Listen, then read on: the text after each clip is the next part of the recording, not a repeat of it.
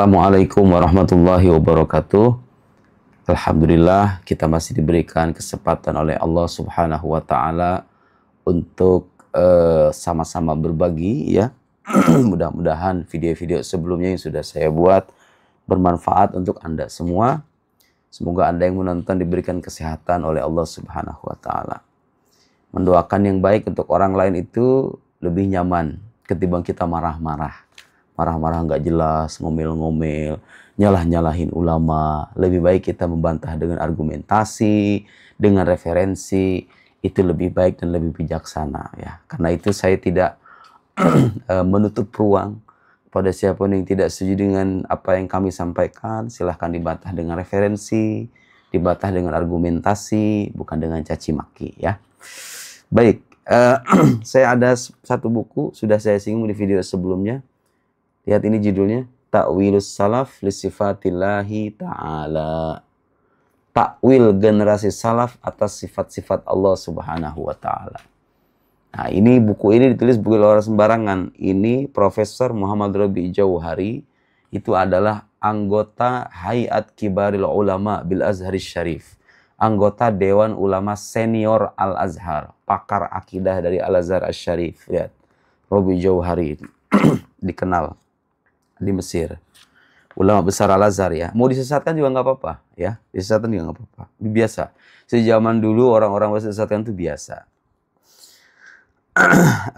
Kita akan membahas dan membuktikan bahwa dengan buku ini ternyata salafus saleh juga bertakwil. Nah, ini buku ini jawaban telak bagi orang-orang yang memandang takwil itu bid'ah. Takwil itu bukan ajaran salafus saleh. Kata siapa?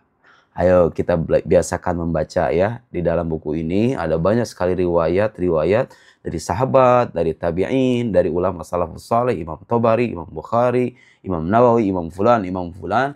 Mereka semuanya memandang ta'wil itu bukan sesuatu yang bid'ah. Ta'wil itu merupakan ajaran generasi salafus saleh juga dan bukti-buktinya ada. Tentu kita harus tegaskan ya bahwa sebetulnya kalau dipilih mana antara tafwid dengan ta'wil, mana yang lebih selamat gitu ya, aslam, yang lebih selamat adalah mazhab tafwid. Jadi kalau ada ayat-ayat yang bunyi lahiriahnya menunjukkan persamaan antara Tuhan dengan makhluk, ulama Ahlussunnah wal Jamaah, satu kelompok dari Ahlussunnah wal Jamaah memilih sikap menyerahkan makna yang sesungguhnya kepada Allah dengan tetap menafikan makna zohirnya. Ada kata wajah misalnya dalam Al-Quran. Itu kan makna zohirnya seolah-olah itu anggota tubuh. Nah, ulama Ahlussunnah yang bermazhab tafwid mengatakan apa makna wajah? Allahu a'lam, tapi yang jelas bukan wajah dalam arti anggota tubuh. Ada kata yad yang suka diartikan tangan. Apakah itu arti Allah punya tangan? Enggak. Tapi apa makna yad? Allahu a'lam.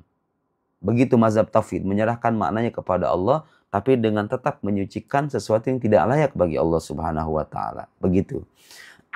Nah, saya katakan mazhab tafwid itu mazhab salaf, takwil juga mazhab salaf. Begitu ya, takwil itu mazhab salaf. Ayo kita buktikan satu-satu ya. Kita belajar membaca dengan kepala dingin. Enggak setuju tidak apa-apa. Apa itu takwil? Pertama kita jelaskan takwil itu dulu. Takwil itu apa sih? Nah, beliau menjelaskan di halaman 18 ini cetakan Al-Azhar ya. Buku hadiah majalah Al-Azhar. Takwil ibarat an sirfil ma'na zahir minal lafaz ila ma'nan ahar, an sarf afwan.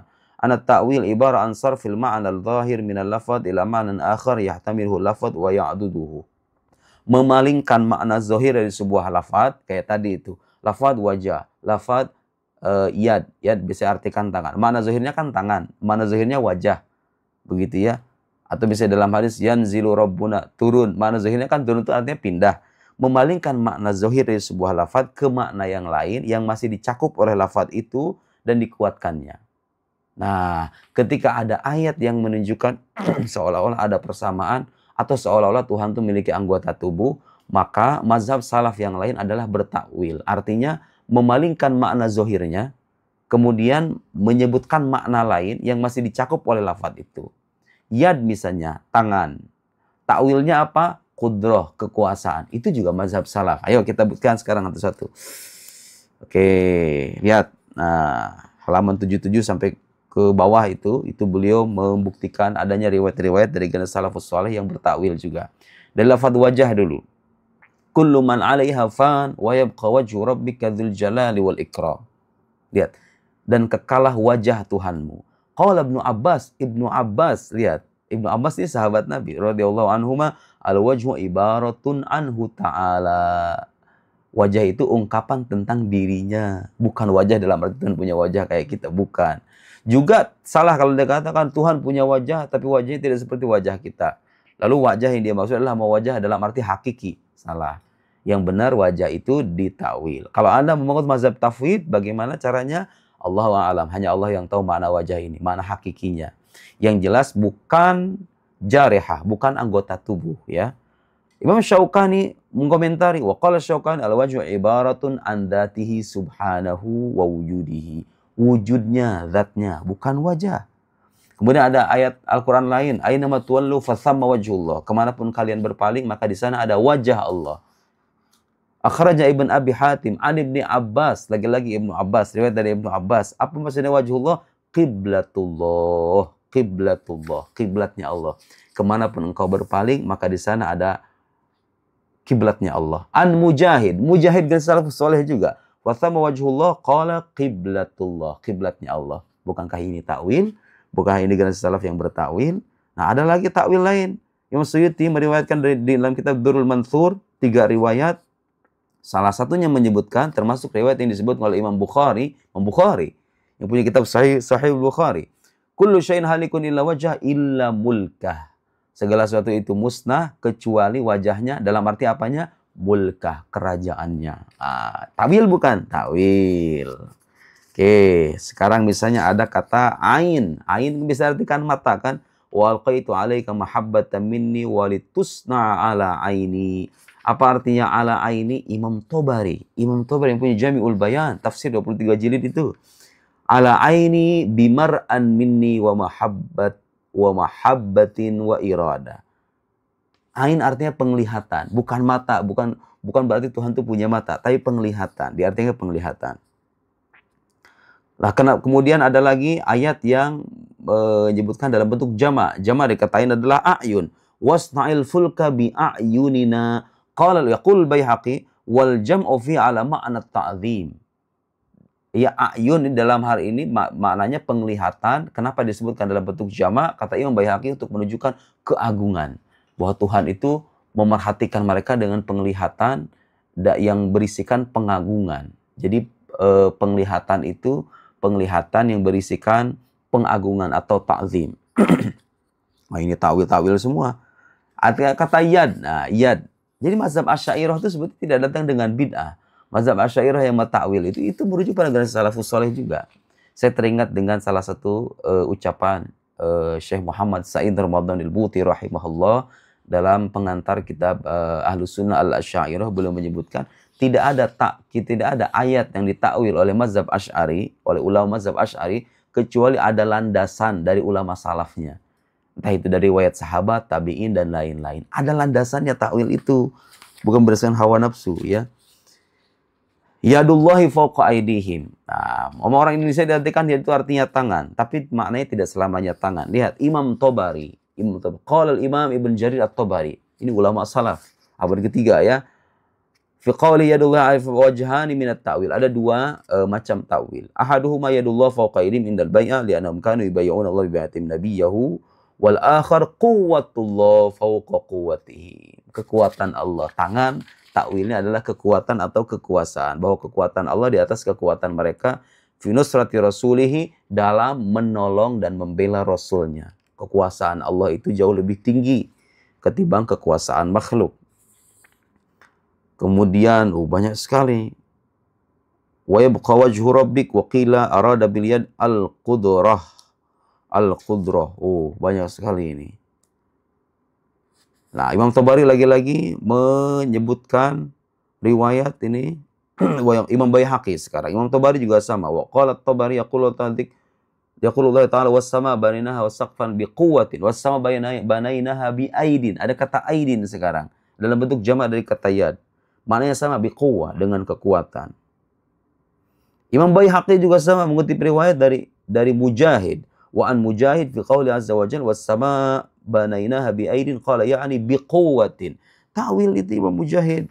Itu takwil, saudara-saudara sekalian, itu namanya takwil. Bukan bid'ah ya, bukan bid'ah. Istiwa, saya sudah menjelaskan di video sebelumnya. Ulama ada yang mengatakan istiwa itu dengan istilah dalam arti menguasai. Apakah ada yang berpandangan demikian dengan salaf? Banyak lagi ini disebutkan. Sekarang misalnya Imam Qushairi mengutip dari Dhun al-Misri. Ini wafat abad 245 Hijriah. Artinya ini generasi salafus soleh. An qawlihi ta'ala ar-Rahman 'alal 'arsy istawa faqala athbata dzatahu wa nafa makanahu. Dia menetapkan zatnya, wa nafa makanahu, dan menafikan tempatnya. Menafikan tempat. Gak ada itu generasi salafus soleh yang mengatakan Tuhan bertempat. Kalaupun ada, itu bisa ditawil, dan takwil itu adalah ajaran salafus soleh juga, bukan bid'ah. Fahuwa mawjudun bidzatihi, dia ada dengan dirinya sendiri tanpa bertempat. Wal asya mawjudatun bihukmihi, dan segala sesuatu itu ada dengan ketetapannya. Ada lagi ayat Al-Quran yang lain, dan ayat ini sudah pasti tidak ada cara yang kecuali ditakwil. Wa huwa ma'akum aina ma kuntum, dan dia bersamamu dimanapun kalian berada. Ayo, kalau tidak ditakwil, artinya Tuhan bersama kita dengan zatnya begitu. Jelek sekarang begini samping kita, nggak ada yang memahami begitu. Apa yang maksudnya wa huwa ma'akum aina ma kuntum? Wa huwa ma'akum, dia bersama kalian. Ma'a, kebersamaan itu yang dimaksud apa? Kebersamaan yang dimaksud di antara riwayat-riwayat yang dikutip oleh beliau di sini adalah ilmuhu ma'ahum. Ilmunya bersama kalian, pengetahuannya. Artinya Allah itu mengetahui kita dimanapun kita berada gitu loh. Bukan berarti zat Tuhan itu bertempat kemudian mengawasi makhluk-makhluknya bersama kita, dekat bersama kita. Bukan. Ini riwayat dari Imam Tabari, dari Ad-Dhahhak ya. Wa huwa ma'akum aina ma kuntum ay ilmuhu ma'ahum. Oke, jadi pengetahuan Allah membersamai kita subhanahu wa ta'ala. Sekarang al-qurb, kedekatan. Wa nahnu aqrabu ilaihi min hablil warid. Kami ini lebih dekat kepadanya. Nah, dekat itu maksudnya apa? Dekat dalam arti jarak? Bukan. Imam Tabari lagi-lagi bertawil. Wa nahnu aqrabu ilaihi minkum yaqul wa rusuluna alladzina yaqbiduna ruhahu aqrabu ilaihi minkum walakin la tubsirun. Jadi ketika dikatakan nahnu aqrab, kami lebih dekat, bukan Allah dalam arti berjarak dengan kita terus dekat begini, bukan. Tapi yang ditakwil itu apa? Utusan-utusan kami, maksudnya para malaikat ya, para malaikat kami yang mencabut nyawanya itu lebih dekat kepadanya ketimbang kalian. Jadi takwilnya adalah malaikat-malaikat. Begitu ya. Kemudian ada lagi aamintum man fis sama, ini ayat yang sering dijadikan pijakan oleh orang-orang yang mengatakan Allah itu ada di langit. Aamintum man fis sama, apakah kalian merasa aman dari sosok yang ada dari zat yang ada fis sama, begitu ya, suka diartikan begitu tuh. Itu ayat Quran menyebutkan oh Allah itu fis sama. Ingat, ada takwilnya. Aamintum man fis sama, qala al-Imam Al-Qurtubi, Imam Qurtubi. Qala Ibnu Abbas, aamintum adzaba man fis sama in asaitumu. Apakah kalian merasa aman dengan azab? Dengan azab dari sosok yang menguasai langit. Begitu seharusnya maknanya. Bukan dalam Tuhan bertempat di langit. Apakah kalian merasa aman dari azab sosok yang menguasai langit ketika kalian bermaksiat kepadanya? Begitu takwilnya. Yang menarik saudara, ini saya tutup ya. Imam Nawawi, ini imam diakui oleh berbagai mazhab, mau Salafi, mau mau Asy'ari, Maturidi, karena beliau adalah orang besar, diakui keimamannya. Nah, dengarkan perkataan Imam Nawawi. Saya tutup dengan kutipan beliau ini. Qala, berkata, ketika menjumpai ayat amintum man fis sama, la khilafa bainal muslimin, tidak ada perselisihan di kalangan orang muslim, qatibatan semuanya, enggak ada perselisihan. Apa yang enggak ada perselisihan? Faqihihim wa muhaddisihim wa mutakallim, baik dari kalangan ahli fikihnya, ahli hadisnya, ahli akidahnya, wa nudharihim, para intelektualnya, wa muqallidihim, bahkan orang-orang awam yang bertaklid kepada mereka pun, kata Imam Nawawi, enggak ada perselisihan. Apa enggak ada perselisihannya? An-nadhawahir al-warida bi dzikrillahi ta'ala fis sama, bahwa ayat-ayat yang zohirnya atau bunyi lahiriahnya seolah-olah menunjukkan Allah itu ada di langit, kaqaulihi ta'ala amintum man fis sama ayakhsifa bikumul ard wa nahwihi laisat ala zahiriyah. Itu nggak bisa dimaknai secara zohirnya saja. Tidak bisa dimaknai dalam arti Tuhan itu bertempat di langit. Ini siapa yang mengatakan? Imam Nawawi. Terus bagaimana kalau tidak namanya secara zahirnya? Bal muta'awwala inda jami'in. Tapi itu ayat bisa ditakwil. Tidak ada perselisihan di kalangan orang muslim, kata beliau, bahwa ayat itu bisa ditakwil. Dan ayat-ayat semacam ini tidak bisa dimahami secara zahirnya saja. Itu ya. Lihat, ini Imam Nawawi, bukan saya yang mengatakan. Dan beliau juga termasuk orang yang berpengaruh kepada generasi salafus saleh. Walhasil, yang suka menolak takwil itu justru yang bid'ah. Karena bid'ah itu kan artinya mengada-ngada. Ini buktinya generasi salafus saleh bertakwil. Anda mengharamkan takwil, menolak takwil, memandang takwil itu sebagai bid'ah. Itu yang namanya bid'ah, itu mengada-ngada, itu nggak ada dasarnya. Sekarang kalau terbukti pandangan Anda bid'ah, Anda kira-kira mau nggak merevisi pandangan itu dan kembali kepada ajaran salafus saleh? Karena salafus saleh juga bertakwil. Boleh bertakwil, boleh bertafwid. Kedua-duanya adalah mazhab Ahlus Sunnah wal Jamaah. Semoga bermanfaat saudara-saudara sekalian. Wassalamualaikum warahmatullahi wabarakatuh.